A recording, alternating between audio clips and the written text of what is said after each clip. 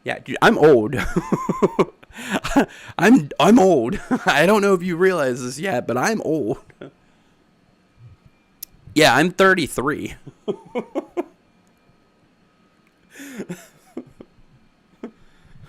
I am a man. I am a man. Do you have a vid just about green screen? What do you mean? Good. Do you have a vid just about green screen? What do you mean a vid just about? Oh yeah, I have live streams or just yeah, just lives. I just have lives of me in front of the green screen that people can re-edit to make green screen fun videos. But like I said, if you guys watch any of my old green screen live videos or even the one that we're currently doing or anything like that, and you make green screen silly videos like 55-second videos to make like into a short, I will upload them 100%. Perfect clip, BRB. Okay. Yeah.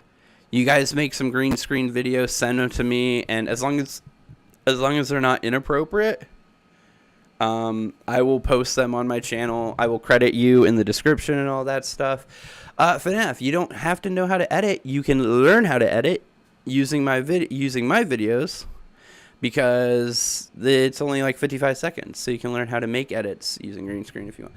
Will you do like reaction nights or something? I do reactions sometimes. Like if certain new theory videos come out that I want to cover, I'll watch them on the thing.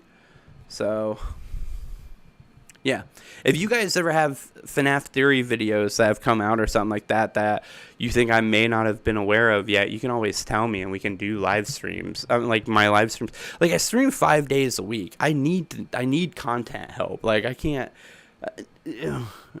Tomorrow we're gonna be doing some Robloxing. If we got something to react to, we'll react to something first and then we're Roblox. But we'll be doing Roblox games tomorrow also. I start, so the schedule technically is Friday through Tuesday at 12:30 a.m., but I like to say it's actually technically Thursday through Monday, because it's not tomorrow till I wake up again. So I know that it's currently Sunday morning, but for me it still feels like Saturday. So it's technically I stream Friday, Saturday, Sunday, Monday, Tuesday, 12:30 a.m. to 3 a.m. Eastern Standard Time, so New York time. But I call it Thursday through Monday because those are the days of the week that I work and come home and then stream. But anyways, guys, I really do need to get out of here because it is past 3 o'clock at this point, I think. Yeah, it's 3:03. Don't trust a hoe. Don't trust me. If you guys get that reference, y'all know music from the like late 2000s or whatnot.